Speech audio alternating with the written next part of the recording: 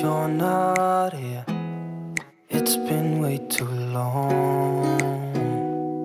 If I could lay down beside you, I would.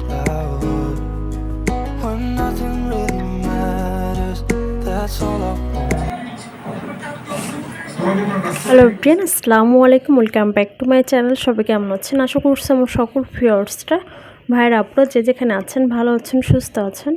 আমরাও আল্লাহর অশেষ রহমতে সবাই ভালো আছি, সুস্থ আছি। নতুন একটি ভিডিও নিয়ে হাজির হয়ে গেলাম। আশা করছি ভালো লাগবে। অবশ্যই ভিডিওটা শেষ পর্যন্ত দেখবেন।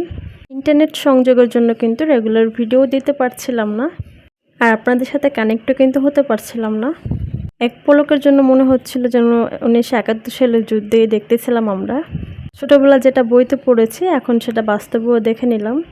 সেই আন্দোলন, মারামারি, যুদ্ধ, গোলাগুলি, পুলিশ, আর্মি সব বাহিরে। ছোটোবেলার মা আব্বার মুখে শুনেছি যে কারফিউ জারি করতো, তো সেটাও কিন্তু এবার চোখের পলকে দেখেই নিলাম। সব কিছু ভাবতে গেলে কিন্তু এখনও কিন্তু শরীরের পশম যেন শিরশিরে উঠতেছিল, কী থেকে কি হয়ে গেল। যাই হোক, এই টপিক নিয়ে আর কথা নাই বলি। এটা অলরেডি সবাই জানে, বাংলাদেশের মানুষ, ইভেন বাহিরের মানুষজন কিন্তু অলরেডি জেনে গেছে।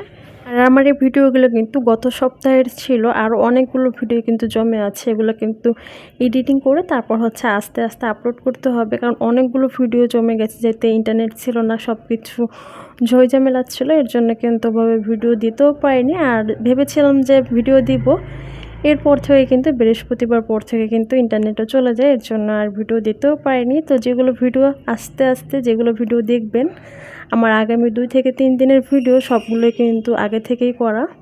এগুলোই হচ্ছে ফোনে ভরে গেছে, এর জন্য হচ্ছে নতুন কোনো ভিডিও কিন্তু আর করা হয়নি। এগুলো হচ্ছে আস্তে আস্তে এডিটিং করে তারপর হচ্ছে আপলোড করব। আর আপনাদের ভাইয়া যেহেতু এই কয়েকদিন বাসাতেই ছিল, সেও কিন্তু অনেক কাজে হেল্প করতেছিল। তো আমি হচ্ছে রুমটা গুছিয়ে নিচ্ছিলাম, সে কিন্তু আমার সাথে কাজে হেল্প করতেছিল। তো মোটামুটি এই যে রুমটা কিন্তু গোছানো হয়ে গিয়েছে, বেডশিট চেঞ্জ করেছি, তারপর হচ্ছে ফ্যান মুছেছি, সব কিছু মুছে ঝাড়ু দিয়ে তারপর হচ্ছে সব কিছু আবার গুছিয়ে নিয়েছি। যেটা ছিল যে জায়গায়, সেটাই কিন্তু সেখানে আবার গুছিয়ে নিয়েছি।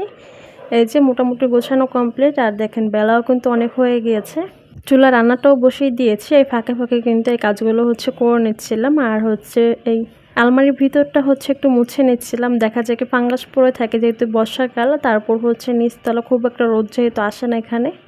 আর ফার্নিচারের ভিতরে কিন্তু দেখা যায় ফাঙ্গাস টাইপের পড়ে থাকে। যখন চারতলাতে ছিলাম তখন কিন্তু এই প্রবলেমটা একদমই ছিল না, আর যেহেতু এখন নিচতলাতে এসেছি এই প্রবলেমটা এখন হচ্ছে ফেস করতে হচ্ছে। তো যাই হোক, এগুলো হচ্ছে ভালো করে একটু ভিজে ন্যাকড়া দিয়ে তারপর হচ্ছে আমি মুছে নিচ্ছিলাম। আর এদিকে এই যে তারা 2 ভাই বোন বসে হচ্ছে খেলা করতেছিল। আয়ন হচ্ছে রেডি হয়ে গেছে, নামাজ পড়তে যাবে, পাঞ্জাবি পরে নিয়েছে। আর তারা বাপ ছেলে মিলে হচ্ছে এখন নামাজ পড়তে যাবে। মোটামুটি তারা রেডি হয়ে গেছে। আর এই ভিডিওগুলো কিন্তু আগে থেকেই করা ছিল গত সপ্তাহের। তো তখন কিন্তু পরিস্থিতিভাবে স্বাভাবিকই ছিল, ওরকমের খারাপও ছিল না পরিস্থিতি। তো তাদেরকে বিদায় দিয়ে তারপর হচ্ছে আমি ঘরের টুকিটাকে আর বাকি কাজগুলো করে নিয়ে তারপর গোসল শেষ করে নামাজ পড়ে এখন হচ্ছে যে তারাও চলে আসছে। আর এখানে হচ্ছে আমি খাবার বেড়ে নিচ্ছিলাম, আমার খাবারটা এখানে বেড়ে নিচ্ছিলাম। আর তাদের হচ্ছে বাপ ছেলের খাবার হচ্ছে আমি দিয়ে দিব। তো দুপুরে হচ্ছে এই যে গরুর মাংস হচ্ছে আলু দিয়ে তারপর হচ্ছে ঝোল ঝোল করে হচ্ছে রান্না করা হয়েছিল। আর এদিকে এই যে তাদের খাবারটা হচ্ছে দিয়ে দিয়েছে, এখন হচ্ছে দুপুরে খাবারটা খেয়ে নেব। মেয়েকে অলরেডি হচ্ছে খাইয়ে দিয়েছি, ও তো আর দেখা যায় খিচুড়ি 2-1 বার রান্না করে দিয়েছিলাম, দেখা যায় খেতে পারে না, ফেলে দেয়। এর জন্য খিচুড়িটা এখন আর দেইও না, জাস্ট অন্য কোনো সলিড খাবার কিছু দেয়, সুজি দেয়, বিভিন্ন রকমের খাবার দিয়ে দেখা যায়। আর অনেকদিন পরে হচ্ছে যে আলু দিয়ে হচ্ছে একটু ঝোল ঝোল করে রান্না করেছিলাম, খেতেও কিন্তু অনেক মজার হয়েছিল। আর আমার কাছে হচ্ছে চর্বি টাইপের মাংসগুলো বেশি মজা হয়, চর্বির সাথে যে মাংসগুলো লাগানো থাকে ওটাই কিন্তু খেতে বেশ মজার হয়। এই যে সন্ধ্যার দিকে হচ্ছে এখন আবার একটু হচ্ছে রান্নাঘরের দিকে যাব, একটু কাবাব বানাবো। মাংস রেখে দিয়েছিলাম, এগুলো হচ্ছে ফ্রিজে ছিল আগে থেকেই। গরুর মাংসটাও ফ্রিজে ছিল, আর মুরগির মাংসটা হচ্ছে ফ্রিজে রেখে দিয়েছিলাম। একদিন হচ্ছে কাবাব বানাবো মিলে, এর জন্য হচ্ছে রেখে দিয়েছি। এখন হচ্ছে ম্যারিনেশন করে নিচ্ছিলাম। গরুর মাংসটা অলরেডি হচ্ছে ম্যারিনেশন করাই আছে, আর ওটা হচ্ছে অল্প মশলা দিয়ে তারপর হচ্ছে একটু টক দই, টমেটো, তারপর টমেটো সস, তারপর হচ্ছে মরিচের গুঁড়ো সব কিছু দিয়ে এখন অল্প মশলায় হচ্ছে ম্যারিনেশনটা করে নিচ্ছিলাম। এই ভিডিওগুলো দেখা গিয়েছে গত সপ্তাহের শুক্র শনিবারে, এর জন্য দেখা গিয়েছে একটু ভালো মন্দ প্রিপারেশন করে দেখা যায় খেয়েছি, কি ভালো লেগেছিল। এরপর থেকে দেশের যখন পরিস্থিতি খারাপ হচ্ছিল তখন নিজের খুব খারাপ লাগতেছিল, কোনো কিছুতে যেন মনে বসতেছিল না। তো কি খাওয়া দাওয়ার কি স্পেশাল কিছু, তো এই ভিডিওগুলো সবগুলোই কিন্তু আগে থেকেই আমার করার। আর নতুন করে পরিস্থিতি ঠিক না হওয়া পর্যন্ত এভাবে স্বাভাবিক খাবার দাবার কিংবা একটা স্পেশাল কিছু করার তো কোনো মানেই নেই। তো যাই হোক, মুরগির মাংসটা ম্যারিনেশন করে নিয়েছি, আর গরুর মাংসটা হচ্ছে আমি কিমা করে নিব। কিমা করে তারপর হচ্ছে একটু শিক কাবাবের মতো হচ্ছে বানিয়ে নিব। এখানে হচ্ছে যে কাঁচামরিচ, পেঁয়াজ, তারপর হচ্ছে রসুন, এগুলো সবগুলো হচ্ছে চপ করে দিয়ে তারপর হচ্ছে এখন কিমার ভিতরে অ্যাড করে দিয়েছি। কিমাটা আমি হচ্ছে ব্লেন্ডারে হচ্ছে করে নিয়েছিলাম। একদম তো ফিনিশিংটা খুব একটা হয়নি, তারপরও যেটুকু হয়েছে আলহামদুলিল্লাহ এভাবে হচ্ছে চিকেন মতো করে তারপর হচ্ছে কাবাবগুলো বানিয়ে নিচ্ছি। এই টাইপের শেপ দিয়ে যে কাবাবগুলো বানানো হয় এগুলো কিন্তু আমাদের দেশের দিকে বলে থাকে মুরগা টাইপের, বলে থাকে মুরগা টাইপের একটা পিঠা থাকে, মানে তালের দিয়ে রস দিয়ে তারপর হচ্ছে চাল দিয়ে নারকেল দিয়ে বানিয়ে থাকে, ওগুলোকে মুরগা পিঠা বলে থাকে।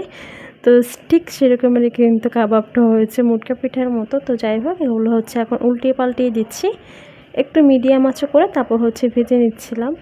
আর আমার কাছে ওভাবে মোটা টাইপের শিকগুলো ছিল না, যেগুলো দিয়ে তারপর হচ্ছে আমি শিক কাবাবগুলো বানিয়ে নেব।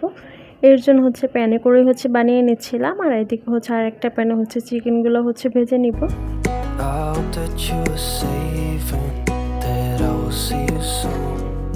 If I could lay down beside you, I would. আর এদিকে এই যে কাবাবগুলো কিন্তু মোটামুটি হয়ে আসছে, এখন হচ্ছে নামিয়ে নিব। আর চিকেনগুলো হচ্ছে এই যে মিডিয়াম থেকে লো আঁচে করে হচ্ছে ভেজে নিব। আর এক পিঠ একটু হয়ে আসলে এরপর হচ্ছে উল্টিয়ে দিব, যাতে আর এক পিঠও ভালোভাবে সিদ্ধ হয়। If I could lay down beside you, I would. When nothing really matters, that's all I wanna do.